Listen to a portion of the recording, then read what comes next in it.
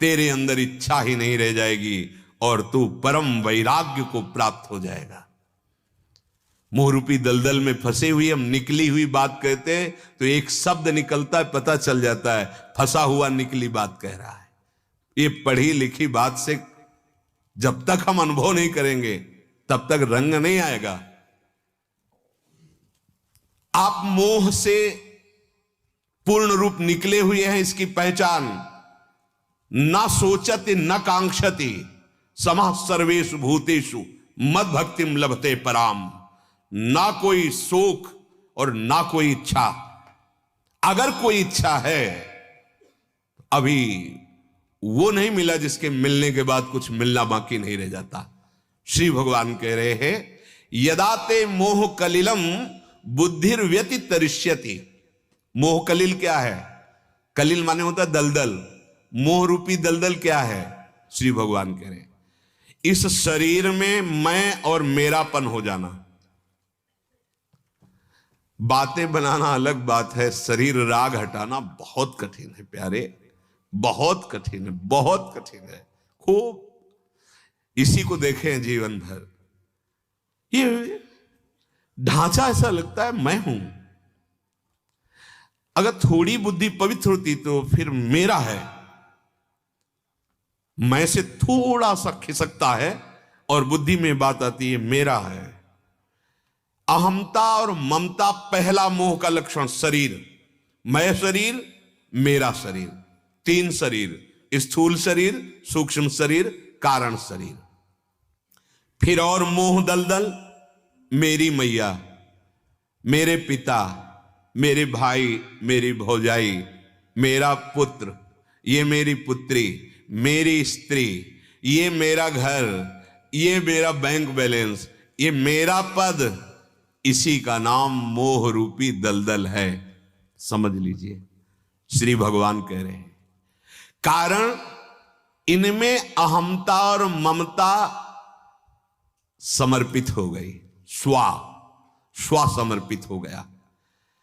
ये इतनी जोर से मान्यता हो गई। किसी ने प्रश्न किया था एकांतिक में कि जब हम मरेंगे तो अपने मम्मी पापा से मिल लेंगे जाके, तो हमने कहा तो नहीं। क्यों नहीं? क्योंकि ये जो पांच भौतिक देह तुम्हारे सामने ही नष्ट हो गया। अब वो जो जीव है शरीर में अहमता ममता के कारण तुम्हें पुत्र समझता था, अब वो हटा। जैसे आप पिछले जन्म का क्षेत्र नहीं जानते कि आप कौन थे, आपके कितने लड़के थे, क्या थे, कुछ पता नहीं। ऐसे ही शरीर छूटते ही इसकी स्मृति खत्म। जहां उसका संस्कार हो, इसीलिए कहा जाता है शरीर छूटते ही तुरंत भस्म करो, इस शरीर को नष्ट करो, चाहे गाड़ दो, जल में प्रवाहित कर दो या अग्नि के द्वारा। ऐसी क्रियाएं वर्णन है। अब तो प्राय या तो समाधि दे दी जाए या तो भस्म कर दिया जाए। जब वो जीवात्मा अपने सूक्ष्म शरीर और कारण शरीर इन दोनों के साथ जाता है, अब उसके कर्म के अनुसार वहां भेजा जाता है। जैसे ऊपर के जितने सब मायामय लोग ही हैं पर पुण्य में हैं, वो बहुत पुण्यात्मा, याज्ञिक, धर्मशील, तो वो स्वर्ग की अलग अलग भूमिकाओं वाले प्रदेशों में जाता है। स्वर्ग जैसे मृत्यु लोक, अब मृत्यु लोक में अमेरिका भी है, हालैंड है, थाईलैंड है, भारत है। भारत में जैसे उत्तर प्रदेश, मध्य प्रदेश, ये ऐसा स्वर्गलोक कोई ऐसा नहीं कि एक गांव का नाम स्वर्गलोक है। ये मृत्यु लोक कितना बड़ा है, ऐसे स्वर्गलोक। अब उसमें भी पितर लोक है। अब वो जो पितर भगवान के स्वरूप हैं, जैसे भगवान कहते हैं मैं पितरों में अर्यमा हूं, तो जो हम पिंड दान करते हैं वो भगवान को प्राप्त होता है जाकर के, वही पितर स्वरूप से वहां विराजमान है। अब वो जीव जहां गया है, यदि वो अपने कर्मानुसार नरक गया है तो आपका यहां दान पुण्य उनके प्रति किया हुआ उसको वहां प्राप्त होगा, वहां सहूलियत मिलेगी उसको। यदि वो स्वर्ग में गया है तो उसे प्राप्त होगा। ऐसा नहीं कि तुरंत मरा तुरंत योनि प्राप्त हो गई, निर्णय होता है उसका। अगर वो पुण्यात्मा है तो स्वर्ग में अमुक समय तक सुख भोगेगा, पापात्मा है तो नरक में। नरक कोई इतना नहीं कि एक है, जैसे मृत्यु लोक ऐसे नरक लोग, बड़े बड़े भयानक नरकों की सृष्टि है। अब मानो आपका सुकृत श्रेष्ठ, आप अमुक लोक में, अमुक प्रांत में, और आपका है तो आप अलग। तो ये थोड़ी कि आप चले जाओगे वहां आ गए मेरे बेटा। ये तो किसी महान का, जैसे दशरथ जी यहां शरीर छूटा तो स्वर्ग में परम पावन व्यवस्था में रह रहे थे, और जब भगवान ने रावण पर विजय प्राप्त की तो आकाश स्थित होकर के वो जो सूक्ष्म शरीर है वो अस्तित्व, वो कोई थोड़ी पांच भौतिक देह, तो यही छीन कर दिया जाता है, यही अपने अपने तत्वों में मिल जाता है और वो दिव्य नेत्रों से देखा जाता है। हाँ, फिर परिचय होता है। गोस्वामी जी दिव्य नेत्रों से देख रहे, दशरथ जी पधारे हुए भगवान से वार्ता कर रहे हैं। ऐसा नहीं है कि वहां महाराज पांडु के रूप में विराजमान है। जब नारद जी से भेजा कि जाओ कह दो राजसूय यज्ञ कर दे, सूक्ष्म शरीर, देव शरीर वहां विराजमान है। अब हमारा शरीर छूटा हमारे कर्म के अनुसार, अब वो किस लोक में जाएगा, पिता किस लोक में पहुंचा है, पिता कहां है, ये निर्णय अव्यक्त है, इसको नहीं बताया। पर मिलान नहीं हो सकता। मिलान ये हो सकता है कि पिता के जैसे कर्म के अनुसार जो गति हुई वही तुम्हारी गति हो, तो वहां पहुंच जाओगे। पर वहां वो सूक्ष्म शरीर में है, आप सूक्ष्म शरीर में हो, वहां संबंधों का विभाग नहीं है। ये मेरा बेटा आ गया, ऐसे संबंध मृत्यु लोक में माने जाते हैं। ये हमारा माना हुआ स्वा, माता पिता भाई भौजाई पुत्री पुत्र, एक सीमा में मान लिया। शरीर में पहले स्वा और फिर इनमें, इसी का नाम मोह कलिल है, मोह रूपी दलदल है। अनुकूल पदार्थ, अनुकूल वस्तु, अनुकूल व्यक्ति, अनुकूल घटना बड़ा सुखद, प्रतिकूल पदार्थ, प्रतिकूल वस्तु, प्रतिकूल व्यक्ति बड़ा दुखी, उद्विग्न, अशांत, यही मोह दलदल है। विषमता, पक्षपात, मात्सर्य, कामादि विकार, यही मोह दलदल है। इस मोह दलदल में जब तक बुद्धि फंसी रहती है तब तक असली सुख का परिचय ही नहीं मिलता।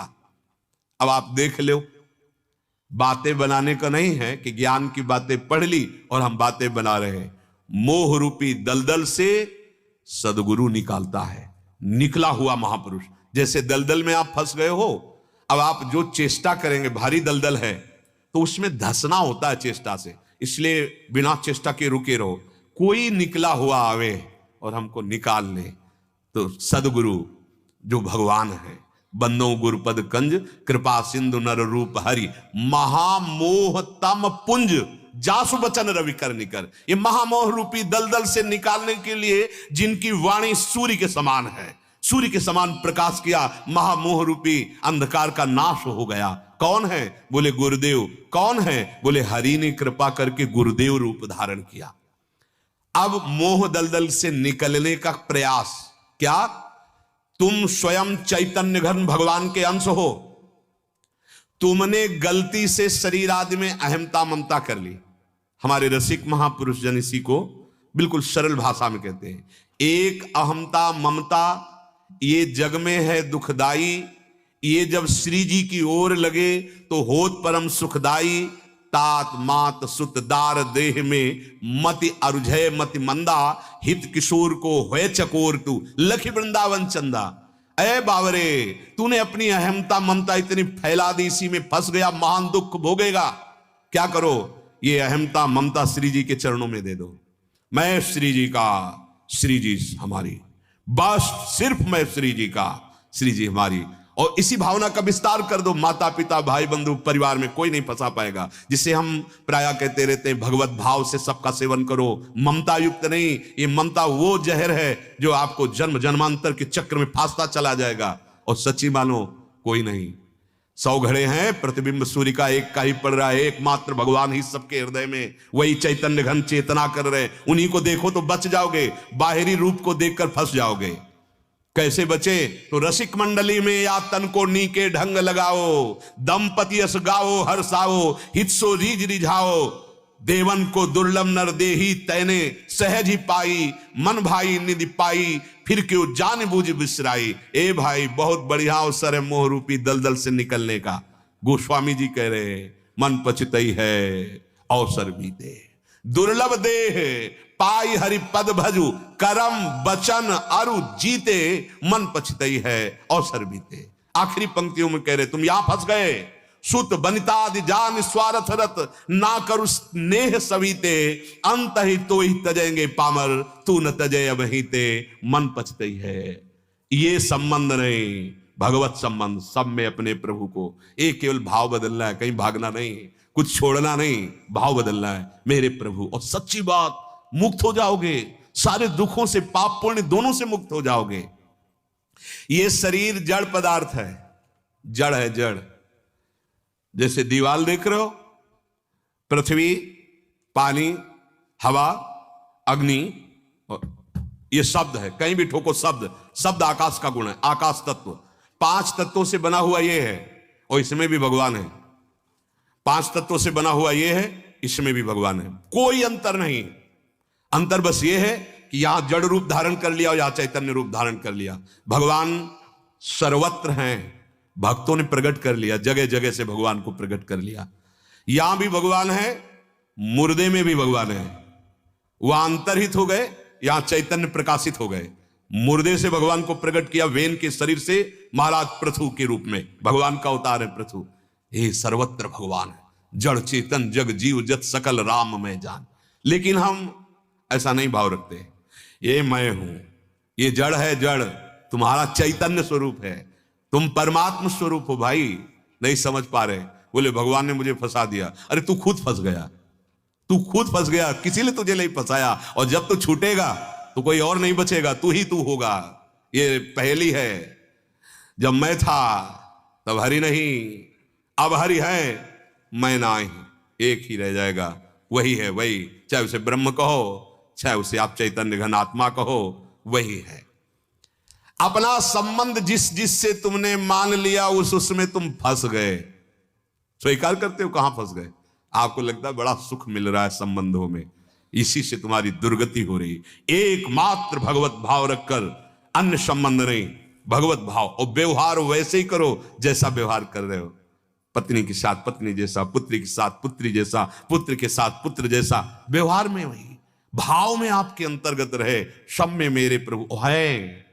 जब वो अंतर ध्यान हो जाते तो इस शरीर को कोई नहीं रख पाता, जला दिया जाता है। अपना संबंध जितना तुम फैला दोगे उतना ही फंसते चले जाओगे भाई। फैलाओ, इतना फैलाओ कि कोई संसार में ना रह जाए हमारे संबंध के सिवा, वो होगा भगवत संबंध। उदार चरिता नाम वसुधैव कुटुंबकम, संपूर्ण विश्व मेरा परिवार है, मेरी आत्मा है। फैलाओ, लेकिन नहीं, बस 4 हमारे, ये हमारे, बस। अब इन हमारे की रक्षा के लिए और हमारे के सुख के लिए अगर हमें दूसरे के साथ कितना भी गंदा करना पड़े, हिंसा करना पड़े, दुखद करना पड़े, पापाचरण शुरू, फंसता चला गया। वास्तव में तुमने जिन जिन से संबंध माना है, चाहे वो वस्तु हो, व्यक्ति हो, स्थान हो, आप गौर से देखो वो क्या सदा रह पाएंगे? क्या तुम्हारा संबंध स्थायी है? क्या ये सदा तुम्हारे पास रह पाएंगे? वस्तु, व्यक्ति, स्थान तो आपके हृदय से निकलेगा नहीं, क्योंकि पीछे से देखते चले आ रहे हो। ना तुम्हारा शरीर एक जैसा रहा और ना एक जैसा कोई तुम्हारा शरीर संबंधी रहा।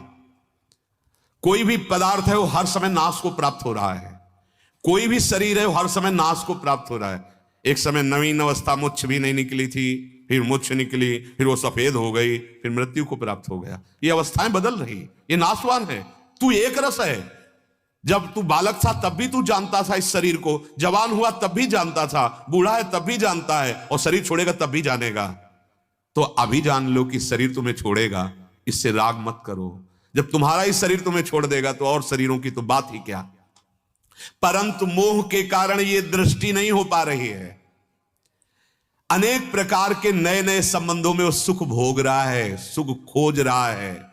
अधिक से अधिक संसार के भोग मुझे प्राप्त हो जाए, ये है मोह, मोह रूपी दलदल। बिनु सत्संग विवेक न होई, राम कृपा बिनु सुलभ न सोई, होए विवेक मोह भ्रम भागा, तब सब विषय विलास विरागा। मोह गए बिनु राम पद होई न दृढ़ अनुराग, बिना मोह गए भगवान के चरणों में अनुराग नहीं होता। ये मोह बहुत बड़ा दलदल, फंस गए। जैसे कोई राहगीर अपने गंतव्य स्थान पर पहुंचने को भूल गया और बीच में मनोरंजन में फंस गया, बस ऐसी हमारी दुर्दशा हो गई। एक राजा बहुत प्रसन्न हुए और अपनी प्रजा को ऐलान कर दिया, कल हम एक बाजार लगवाएंगे, उसके आखिरी में बैठेंगे और संध्या होते होते जो हमारे पास पहुंच जाएगा उसे राज सिंहासन पर बैठाल देंगे। अब तो पूरी प्रजा उत्साहित होकर सुबह से चली, पर बाजार में सब फ्री, खान पान, नाच गाना, दुनिया के सब भोग सामग्री। तो सबके मन में है कि अभी तो सुबह है, शाम तक पहुंचना है, सब फ्री है, खा लेते हैं, मनोरंजन कर लेते हैं, भोग लेते हैं, सब भोग फ्री। और भोगों में ऐसी आसक्ति होती है कि और भोग लूं और भोग लूं, शाम हो गई, पहुंचने वाली बात ही भूल गए कि मुझे राजा के पास पहुंचना था। एक आदमी, बस मुझे केवल राजा के पास पहुंचना है।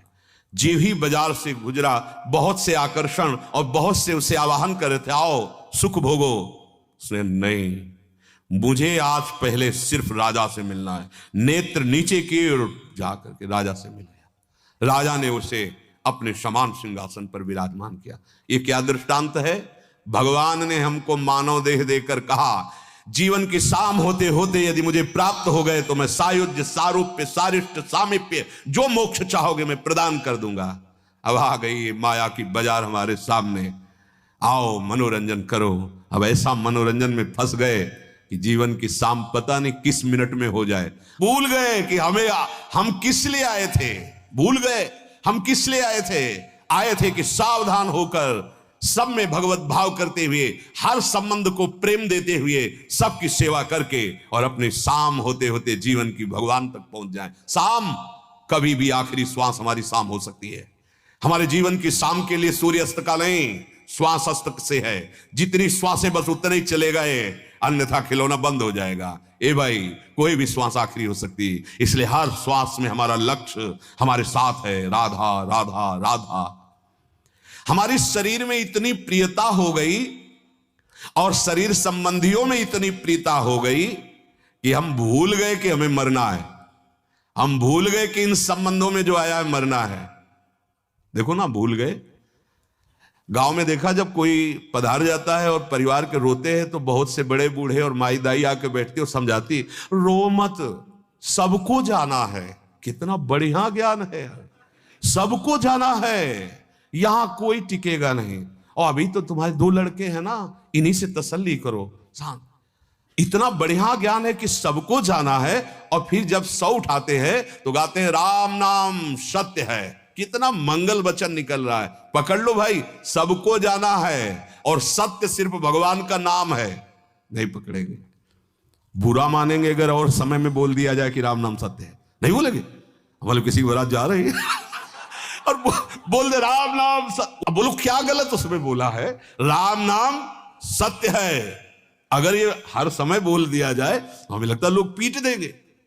ये तो सिर्फ मरने के, क्योंकि सुन नहीं सकता ना जो मरा है। अब उसको राम नाम सत्य, ये जिंदा बोलो, जिंदा में बोलो राम राम राम राम, यही सत्य है। हरि हरि हरि हरि। बस मोह के कारण समझ में नहीं आता।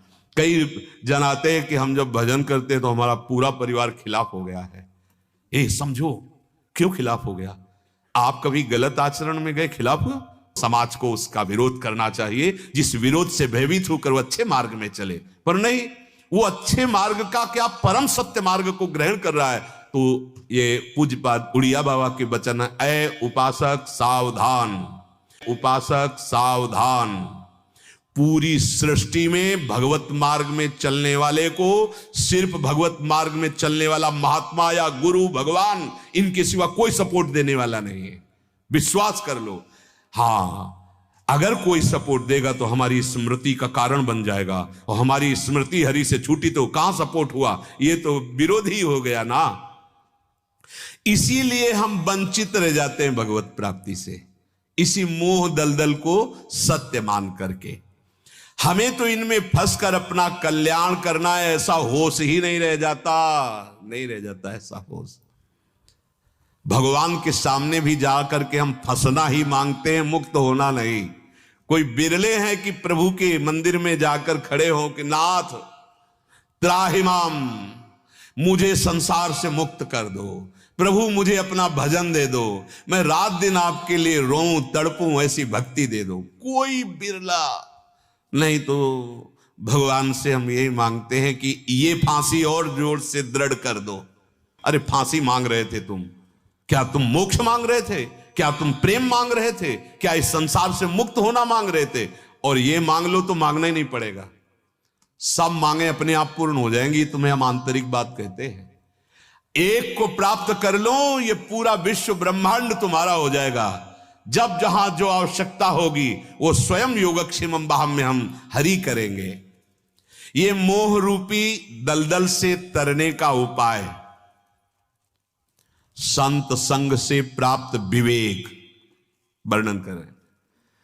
दूसरा उपाय नहीं, बिनु विवेक मोहन का नाश नहीं हो सकता। पक्का समझ लो, पक्का। ये विवेक बाजार में नहीं मिलता, ये केवल सत्संग से मिलता है। एक बाजार में नहीं मिलता, ये केवल सत्संग से मिलता है। अगर सत्संग न मिले तो विवेक जागृत होता ही नहीं। बड़े क्यों में होते रहते हैं, बड़े क्यों में चलते रहते हैं। ऐसे जैसे दूर से सत्संग सुनते हैं तो उनको बड़ा संशय, और जब सामने यहां बैठे होगे तो एक परमाणु है, यहां भागवती परम धाम वृंदावन है, और नित्य यहां भगवत चर्चा, वाणी की गायन और निरंतर अखंड नाम कीर्तन, तो यहां तुम्हारे संशय रह ही नहीं जाएगा। अगर यहां समझ रहे हो ना आप, तो आपको समझना पड़ेगा, हां जी समझ रहे हैं, क्योंकि इस समय का वायुमंडल है और आप जहां हो वहां का वायुमंडल है। अच्छा, जो बात हुई उसको पकड़ने की सामर्थ्य नहीं, अब उस बात को ना पकड़कर 100 प्रकार के संशय खड़े हो जाते हैं। पहला, बिना साधु संग के किसी के हृदय में यही नहीं आता कि हम फंसे हैं, यही नहीं आता कि हम फंसे। वो जहां फंसा वही अच्छा लग रहा है।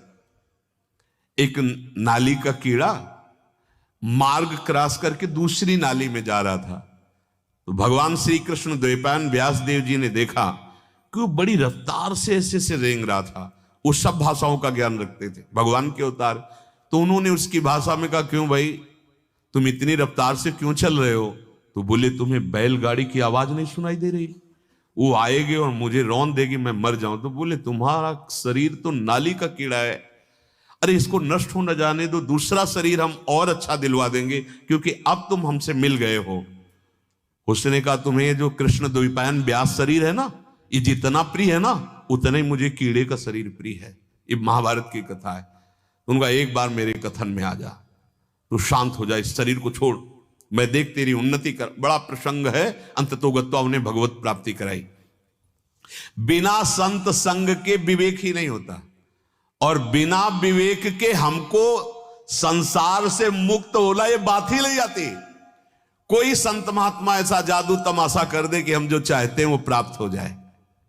किसी भगवान के ऐसे मंदिर का परिचय बताओ जहां जाने से कामनाओं की पूर्ति हो जाए, और कामनाएं वो भी फंसाने वाली, बांधने वाली। बड़ा विचित्र खेल। अगर सत्संग प्राप्त हो गया तो सच्ची मानो आपको भगवान ने वो दिया है जो तुम्हारे कर्म से तुम्हें प्राप्त नहीं हो सकता था, क्योंकि सत्संग जो है ये भगवान की कृपा से मिलता है। बिनु हरि कृपा मिले नहीं संता, बिनु सत्संग विवेक न हो, राम कृपा बिनु। आप जो पैर बढ़ाकर इधर आए हो ना सत्संग में, ये अतिशय कृपा राम की हुई, पांव दे या मार्ग सोई। हरि की बड़ी कृपा हुई तब आप इधर खींच के आए हो, नहीं तो ये मोह दलदल आने नहीं। कितनी कृपा है। हम तो यही देख रहे हैं कि मेरी महारानी जी की आप सबके ऊपर, हमारे ऊपर कितनी कृपा है। वहां से लेके यहां तक ऐसी माई बहन बच्चे बूढ़े सब, रात्रि का 2:30 बजे का समय, अपना सोना शयन करना छोड़कर, कष्ट सहकर, धक्के सहकर, किस बात के लिए खड़े हैं? एक चाय भी तो नहीं मिलेगी हमारी तरफ से, बस ऐसे 1 सेकंड ऐसे निकलना। कितना बड़ा अनुराग। ये क्या हुआ? ये मेरी प्रियाजू ने घसीटा आपको, प्रियाजू ने कृपा कर दी।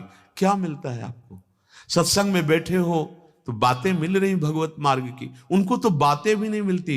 इतनी अपार भीड़, बस यही लग रहा था कि प्रियाजू इन पर कैसी कृपालु है। हमारे दर्शन करने इसलिए नहीं, जहां तुम प्रवेश करके आए हो ये वो सीमा है जहां की रज को, जो रज शिव शनकादिक याचत, सो रज शीश चढ़ाऊं, किशोरी तेरे चरणन की रज पाऊं। आप इस महामहिम धाम में, और जैसे भी हैं लाडली जी के बिके हुए दास हैं, आप उनके संबंधी को देखने आए हैं, आप उनके महल में आए हैं। बलिहारी आपके भाग्य की बदल गया, निश्चित समझना। आपको ये जो पीड़ा, जो धक्के बुक्के मिल रहे हैं, बहुत बड़े बड़े धक्कों को काटने के लिए आप निश्चिंत रहिए। बस सतमार्ग जो श्रवणेन्द्रीय में जा रहा उसे पकड़ लीजिए। अतिशय कृपा राम की हुई, पांव दे यह मार्ग सोई। बड़ी कृपा होती है तब ये अवसर प्राप्त होता है जो आप लोगों को प्राप्त है। यह लाभ शंकर माना, उमा संत समागम सम न लाभ कछुआन। भगवान शिव बोल रहे हैं, ज्ञान समुद्र, अगर साधु का समागम मिल गया इससे बड़ा कोई लाभ नहीं। यहां वर्णन कहते हैं मोह नष्ट करने के लिए दो उपाय। सबसे पहला उपाय संत समागम, जिससे हमारे अंदर विवेक जागृत होता है, विवेक ही मोह का नाश करता है। और दूसरा उपाय सबकी सेवा भगवत भाव से। ये देखो दो उपाय लिखे गए हैं। पहला संत समागम, जिससे प्राप्त होता है ज्ञान विवेक। दूसरा सब में भगवत भाव करके सेवा कर लोगे तो मुक्त हो जाओगे, कर्म योग बन जाएगा, भगवान तुम्हें मुक्त कर देंगे। पाप और पुण्य दोनों, पीछे सुन चुके हो, पाप और पुण्य दोनों का नाश हो जाता है जो कर्म योगी होता है। विवेक सत्संग से रोज तेज होता रहता है। जैसे छुरी को जब पत्थर पे रगड़ते हैं तो उसमें सान आ जाती है, ऐसे बुद्धि को जब सत्संग में लगाते हैं, प्रश्न उत्तर श्रवण में लगाते हैं, तो हमारी बुद्धि मानो तीखी धार वाली बन जाती है। अब वो काम क्रोध लोभ मोह मद मत्सर, देखो कोई साधना नहीं, सत्संग सुना और जब आकर के वो बताते हैं कि हमने आजीवन के लिए इतने महीने हो गए शराब पीना मांस खाना ये सब गंदे कार छोड़ दिया हूं, राधा राधा जपता हूं, तो हमारा हृदय उनके चरणों में प्रणाम करता है, धन्यवाद आपको, आपको धन्यवाद, क्योंकि आपने बात मान ली। देखो बात मिल वो अब 6 महीना बाद रहे और उनका सुधार 6 महीने पहले से हो गया। क्या हुआ? उन्होंने श्रद्धा विश्वास करके बात मान ली तो बात ने उनको उठा दिया। जैसे जैसे हम सत्संग सुनते हैं वैसे वैसे हमारी बुद्धि तीव्र होती जाती है, धार वाली हो, हर विकार को काटना शुरू कर देती है। वो इतनी तेज हो जाती है कि असत विषयों को काट के रख देती है, रुचि ही नहीं रह जाती गंदे आचरणों की। और जब हम दूसरे की सेवा करते हैं ये धुन हमारे अंदर फंस जाती है कि हमको अब सुख पहुंचाना है, सुख लेने की भावना नहीं रखनी, क्योंकि मेरा ही प्रभु सब रूपों में है।